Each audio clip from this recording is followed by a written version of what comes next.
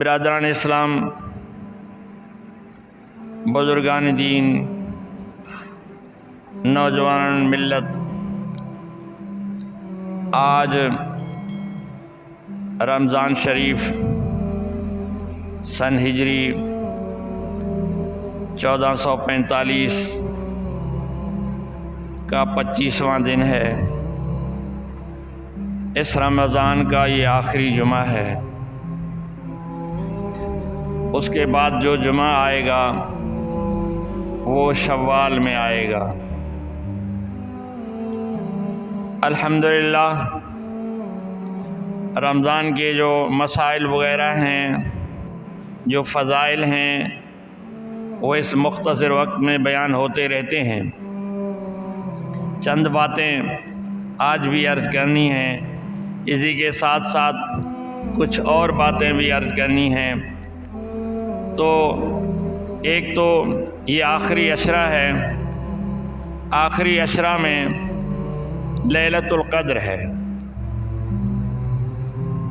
اس لیلۃ القدر کو اعتکاف والے اگر ان کی اعتکاف صحیح ہوئی، اعتکاف کا انہوں نے خیال کیا، اعتکاف قبول ہوئی، تو ان کو 2 حج اور 2 عمرے کے ساتھ ساتھ لیلۃ القدر کی عبادت کا بھی ثواب ملے گا۔ اور لیلۃ القدر اتنا اہم ہے، اتنی قیمتی ہے کہ رب ذوالجلال نے فرمایا کہ خیر من الف شہر، یہ 1000 مہینوں سے افضل ہے۔ پچھلے جمعہ میں بھی مختصر بیان ہوا تھا کہ اللہ فرماتے ہیں انا انزلناہ فی لیلۃ القدر، تحقیق ہم نے اس قرآن کو لیلۃ القدر میں اتارا۔ وما ادراک ما لیلۃ القدر، کیا تمہیں پتہ ہے کہ لیلۃ القدر کیا ہے؟ لیلۃ القدر خیر من الف شہر، لیلۃ القدر 1000 مہینوں سے افضل ہے۔ تنزل الملائکۃ والروح فیہا،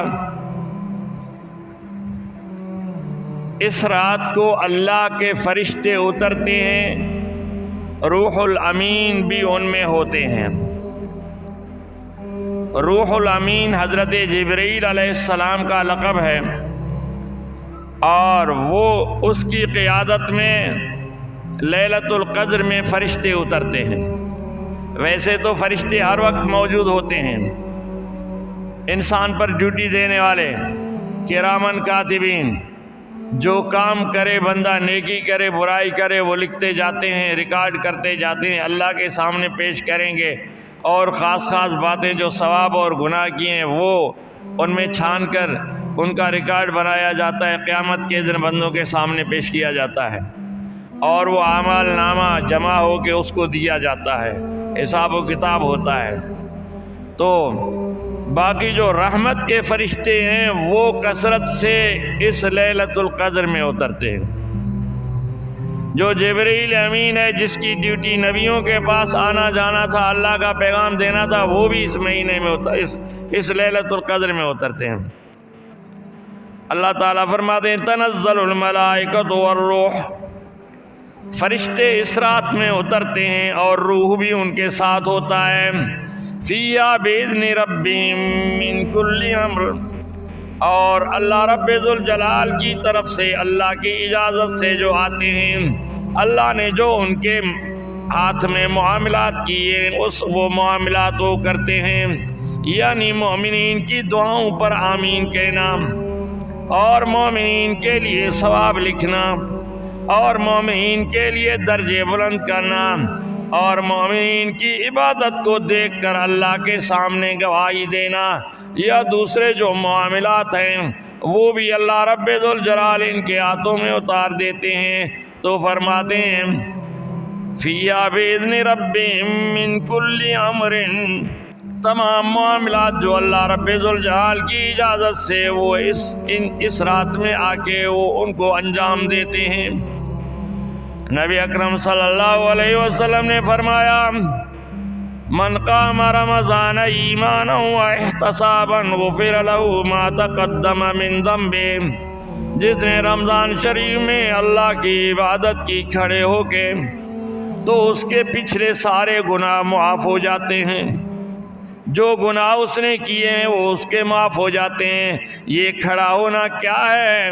یہ مفسرین فرماتے ہیں، حدیث کے شارحین فرماتے ہیں، شیخ الحدیث فرماتے ہیں کہ یہ جو ہے تو کھڑا ہونا گویا یہ تراویح میں کھڑا ہونا ہے، تہجد میں کھڑا ہونا ہے اور نفلیں وغیرہ پڑھنے ہیں۔ اگر کوئی بندہ تہجد بھی نہ پڑھ سکے اور نفل بھی نہ پڑھ سکے، 20 رکعتیں تراویح کی پڑھے، وہ بھی اس نے کی اور رات کے کھڑے ہو کے عبادت کرنے والوں میں شمار ہوتا ہے۔ تو اسی لیے تراویح کو معمولی بات نہ سمجھو، باقی صرف چند دن رہ گئے ہیں۔ اور یہ کھڑا ہونا اللہ فرماتا ہے کہ وہ احتساب، ایمان اور احتساب کے ساتھ کھڑا ہو جائے۔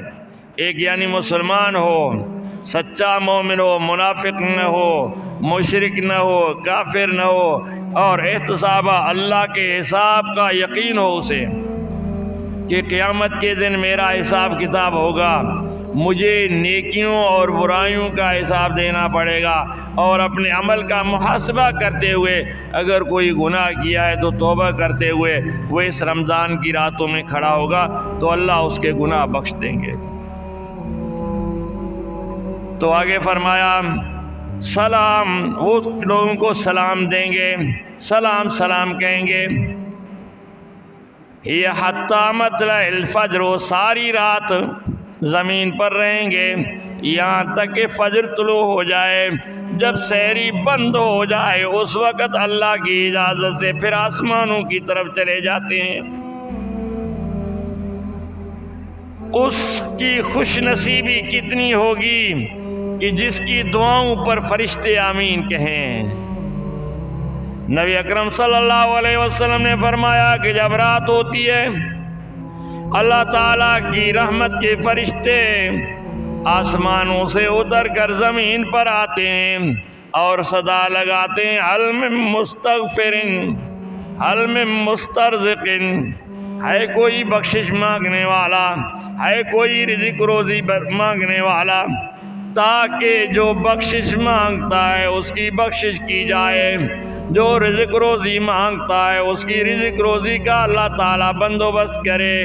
ہے کوئی اس وقت اگر کوئی بندہ مومن تہجد پڑھ رہا ہے، رب سے دعائیں مانگ رہا ہے، نیکی کے کام کر رہا ہے، اللہ سے جو دعائیں مانگ رہا ہے وہ ان کی دعاؤں پر آمین کہتے ہیں اور اللہ کو عرض کرتے ہیں یا اللہ فلان فلان بندہ اس غرض سے تیری عبادت کر رہے تھے، باقی چند دن رہ گئے ہیں، ان کا تو کم از کم خیال کرو۔ چلو شروع میں غفلت ہو گئی، درمیان میں غفلت ہو گئی، اب آخر کی یہ چند قیمتی راتیں ہیں، چند قیمتی دن ہیں، ان کو ضائع نہ کرو۔ تو یہ رات سے لے کر فجر تک ساری رات اللہ کی رحمت کے فرشتے آواز لگاتے ہیں۔ تو یہ لیلۃ القدر یا رمضان کوئی عام مہینہ نہیں ہے۔ تو اللہ رب الجلال فرماتے ہیں قد افلح من تزکا، کامیاب ہو گیا وہ جس نے تقوی اختیار کیا، تزکیہ اختیار کیا۔ تزکا مانا پرہیزگاری اختیار کی۔ پرہیزگاری کیا ہے؟ اپنے اعمال میں جو ہے تو غلطیاں ہیں وہ ختم کرے، گناہوں سے خود کو بچائے، اللہ کی عبادت اور بندگی کرے، اگر خدا نخواستہ کبھی گناہ ہو گیا تو پھر توبہ کرے۔ جو گناہ سے توبہ کرتا ہے اللہ اس سے راضی ہوتے ہیں، سچی دل سے جو توبہ کرتا ہے اللہ اسے معاف کرتے ہیں۔ تو لوگوں یہ توبہ کا مہینہ ہے، یہ خود کو بخشوانے کا مہینہ ہے، یہ خود پر مہربانی کرانے کا مہینہ ہے۔ تو اللہ رب ذوالجلال کے نبی نے فرمایا التائب من الذنب کمن لا ذنب له، التائب من الذنب کمن لا ذنب له، جو گناہوں سے توبہ کرتا ہے وہ ایسے پاک صاف ہوتا ہے جیسے اس نے گناہ کیا ہی نہیں۔ اللہ ایسے اللہ گناہ کو مٹاتے ہیں توبہ سے۔ اور جو گناہ کرے پھر توبہ کرے، اللہ فرماتا ہے کہ ایسا وہ پاک و صاف ہوگا کہ جیسے اس نے گناہ کیا ہی نہیں۔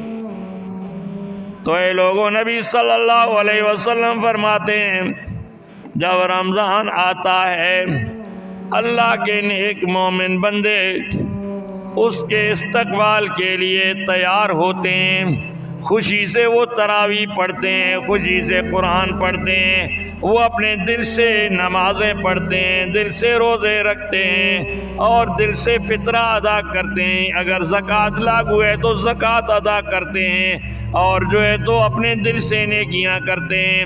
تو اللہ رب ذوالجلال نے فرمایا کہ یہ رمضان کا مہینہ جب آتا ہے تو مومنین کے گناہ معاف ہوتے ہیں، درجات بلند ہوتے ہیں اور اللہ رب ذوالجلال ان کو بخش دیتا ہے۔ نبی اکرم صلی اللہ علیہ وسلم نے فرمایا کہ جب رمضان شروع ہوتا ہے تو ہر رات کو اللہ جہنم کے قیدی آزاد کرتے ہیں، پھر آخری رات میں جتنے 29 راتوں میں یا 28 راتوں میں جہنم کے قیدی آزاد کیے گئے، اتنے جمع کر کے پھر آخری رات میں اتنے قیدی آزاد کیے جائیں گے۔ یعنی اگر 3 لاکھ قیدی یا 30 لاکھ قیدی اگر پورے رمضان میں ادا کیے گئے تو آخری رات میں اتنے جو ہے تو آزاد کیے جائیں گے جہنم سے اور ان کو جنت میں لے جایا جائے گا۔ تو فرمایا کہ رمضان کا مہینہ جب جاتا ہے تو اللہ تعالیٰ مومنین کی بخشش کرتا ہے۔ لوگوں غور سے سنو، لیکن چند لوگ ایسے ہیں کہ جن کی بخشش نہیں ہوتی۔ اللہ اس رمضان کی رحمتوں میں، رمضان کی برکتوں میں، اللہ تعالیٰ کی مہربانیوں میں، فرشتوں کی دعاؤں میں چند لوگ ایسے ہیں کہ جن کی بخشش نہیں ہوگی۔ وہ کون لوگ ہیں جن کی بخشش نہیں ہوگی؟ نبی اکرم صلی اللہ علیہ وسلم نے فرمایا کہ ان لوگوں کی بخشش نہیں ہوگی جو ماں باپ کے نافرمان ہیں۔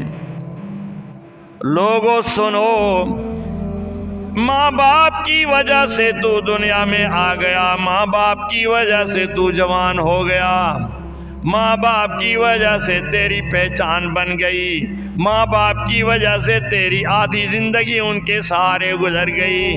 جب تو نوجوان ہو گیا، کمانے لگا، گھر بار الگ کیا تو پھر ماں باپ کو آنکھیں دکھاتا ہے، ان کے سامنے زبان چلاتا ہے، ان کی نافرمانی کرتا ہے۔ تو رمضان میں بھی ماں باپ کے نافرمان کی سزا معاف نہیں ہوگی، اس کی بخشش نہیں ہوگی۔ دوسرا وہ آدمی جو رشتہ داریوں کو توڑے، یا تو غصہ کی وجہ سے لوگوں سے ناراض ہوتا پھرے، یا پیسہ دولت آ جائے تکبر کی وجہ سے اپنے رشتہ داروں کو بھلائے۔ اچھے لوگ ہوتے ہیں جیسے غریبی میں رشتہ داروں کے ساتھ چلتے ہیں، امیری میں بھی رشتہ داروں کا خیال کرتے ہیں، امیری میں اور رشتہ داروں کا خیال کرتے ہیں کہ ان کی مدد کرتے ہیں، ان کو ضرورت کے حساب سے چیزیں دیتے ہیں، پیسے دیتے ہیں، ان کے بچوں کا خیال کرتے ہیں، اڑوس پڑوس کا خیال کرتے ہیں۔ لیکن بہت سے لوگ امیری آنے کے بعد اپنے رشتہ داروں سے ناتا توڑ لیتے ہیں، پھر وہ اپنے جیسے یا اوپر کے لوگوں سے رشتے جوڑ لیتے ہیں، تو اسے کہتے ہیں قطع رحمی کرنے والا۔ نبی نے فرمایا کہ قطع رحمی کرنے والے کی بھی بخشش نہیں ہوگی، جو اپنے عزیزوں، رشتہ داروں، استادوں، شاگردوں سے کٹ کے ناراض ہو کے الگ تھلگ رہے اور نئی دوستیاں جوڑے، بڑے لوگوں سے جوڑے، غریب غربا کو چھوڑ دے، عزیز قریب رشتہ دار کو چھوڑ دے، اس کی بھی بخشش نہیں ہوگی۔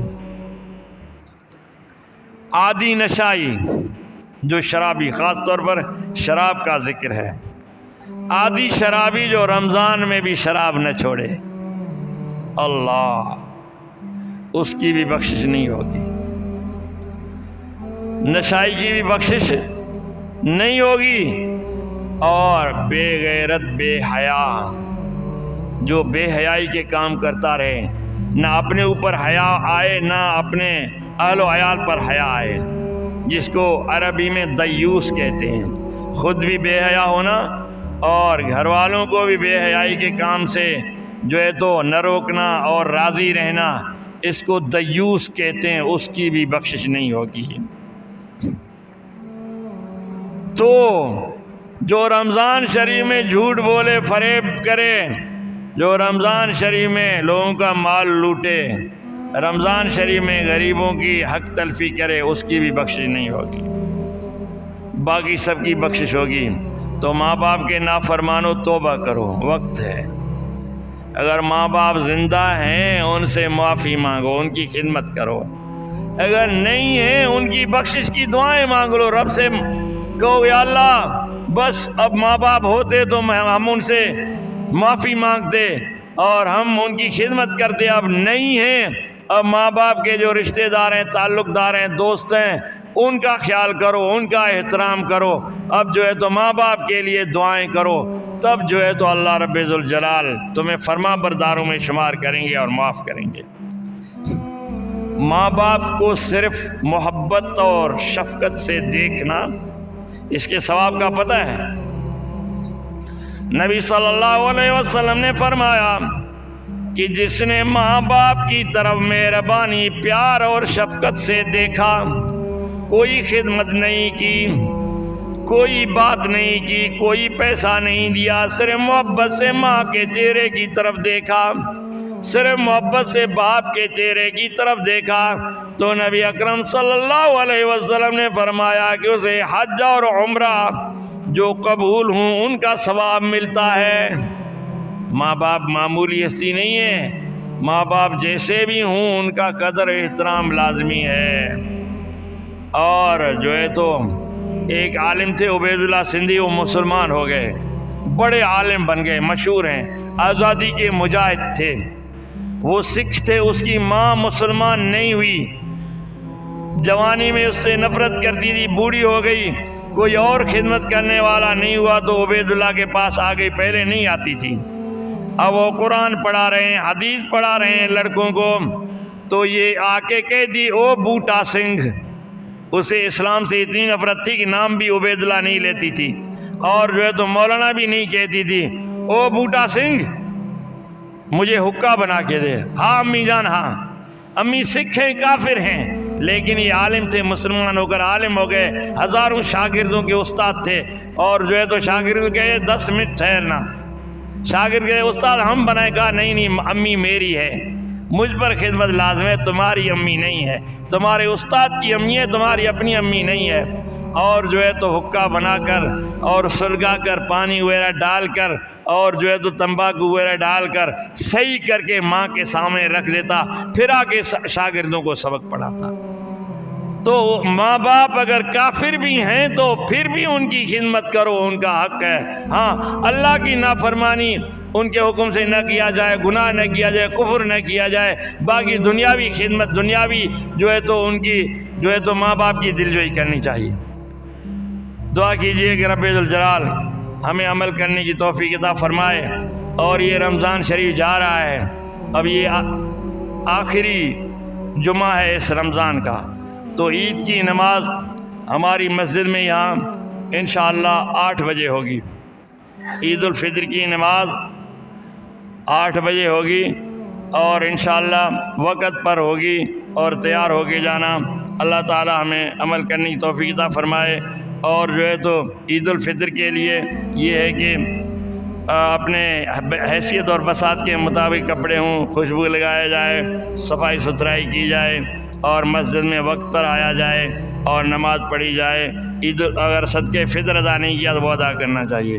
صدقہ فطر کم از کم 250 روپے فی نفر ہے، اور 250 کے حساب سے صدقہ فطر ادا کیا جائے، پہلے ادا کیا جائے افضل ہے، کیوں غریب غربا بھی اپنے اور اپنے بچوں کی عید کرے، تو صدقہ فطر پہلے ادا کرنا چاہیے۔ اگر پہلے ادا نہیں کیا تو عید کی نماز سے نکلنے سے پہلے ان کو ادا کرنا چاہیے۔ اللہ تعالی ہمیں عمل کرنے کی توفیق عطا فرمائے۔